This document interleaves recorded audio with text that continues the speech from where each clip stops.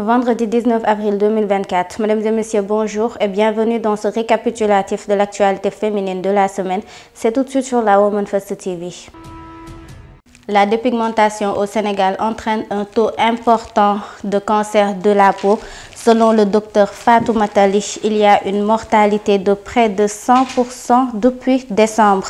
D'après la spécialiste, tous les patients souffrant de cancer cutané dû à la dépigmentation et admis dans les structures hospitalières depuis décembre sont décédés. Pour mettre fin à une telle pratique et sauver la vie des citoyens, le docteur Fatoumata Ly prévient les femmes sur les risques potentiels associés à cette pratique. Pour rappel, les complications classiques de la dépigmentation telles que l'hyperpigmentation, l'atrophie cutanée et les infections sont depuis longtemps documentées.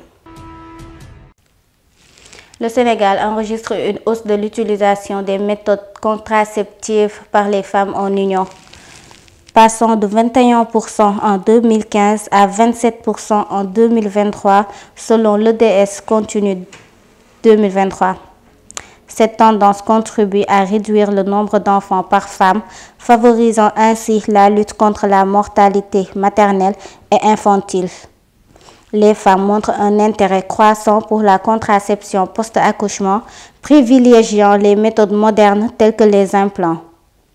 L'utilisation de la contraception moderne est plus élevée chez les femmes ayant un niveau d'instruction moyen ou élevé. La région de Dakar enregistre le taux le plus élevé d'utilisation de la contraception, tandis que Tambacounda affiche le taux le plus faible. La ministre de la Famille et de la Solidarité, Mme Maïmouna Dièye, a promis vendredi à Dakar de travailler inlassablement à la réussite du projet de gouvernement du parti au pouvoir en vue de la promotion au Sénégal d'une vraie politique familiale. Mme Dièye promet d'assurer un financement de la santé endogène et innovant au profit de la femme et de l'enfant. Ses missions principales sont axées sur le renforcement du tissu familial, la protection et l'assistance des couches vulnérables, à savoir les femmes, les enfants et les handicapés, ainsi que la réduction des inégalités en matière d'accès aux services sociaux de base. Elle a invité ses collaborateurs à davantage faire preuve d'engagement et d'abnégation, d'attachement à la rigueur, à la ponctualité, à l'assiduité et au culte du travail. Une semaine après la nomination des membres du nouveau gouvernement par le Premier ministre Ousmane Sonko, les féministes du Sénégal n'ont pas tardé à décoller au vu du faible représentativité des femmes dans le nouveau gouvernement, ce qui a conduit à une pétition. Zainab Kane, vice-présidente de l'Association des juristes sénégalaises, a abordé en profondeur la question de la sous-représentativité des femmes dans la sphère politique et dans le nouveau régime. Une intervention dans un contexte où le débat sur le rôle des femmes dans les instances de décision enfle.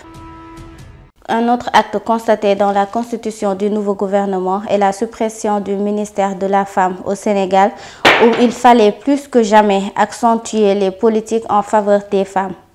Le collectif des féministes du Sénégal a ainsi exprimé son désarroi face à la situation et a tenu à rappeler que le président Diomaye avait pris des engagements écrits concernant les droits des femmes et des filles sénégalais et que ces engagements sont consignés dans son livre-programme aux pages 144 et 145, comprenant la lutte contre toutes les formes de violence basées sur le genre, l'élargissement de l'autorité parentale, l'autorisation de la recherche de paternité, entre autres.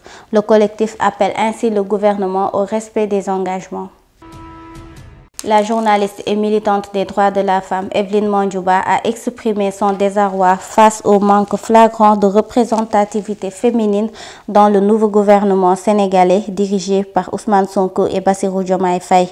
Celle-ci a souligné dans une déclaration que la présence de seulement 4 ministres dans ce cabinet est tout simplement hallucinante et que c'est un recul véritable par rapport au gouvernement précédent. Selon elle, cette réalité envoie un message négatif sur l'engagement en faveur de l'égalité des sexes et de l'autonomisation des femmes au Sénégal. Place maintenant à la page culturelle avec la 6e édition du Festival Film Femmes Afrique qui ouvrira ses portes le 26 avril dans 9 régions du Sénégal, mettant en lumière le thème de l'urgence climatique et de la paix.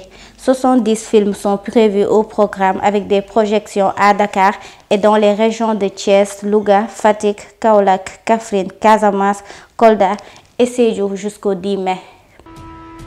Teranga Lab, en collaboration avec Oxfam au Sénégal, ont organisé au mois de mars 2 forums communautaires axés sur la transition énergétique au Sénégal. Ces événements ont mis en avant le rôle crucial des femmes dans la promotion des pratiques énergétiques durables et la lutte contre les défis environnementaux.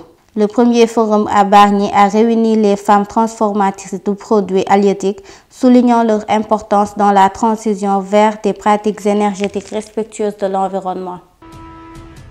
Nous démarrons l'actualité internationale en Asie centrale où les femmes sont en première ligne pour lutter contre les problèmes environnementaux, même si l'égalité des genres a encore des progrès à faire. Selon le Women Peace and Security Index, les pays d'Asie centrale se situent entre la 58e et la 59e place en se basant sur des indicateurs d'inclusivité, d'égalité des droits et de sécurité.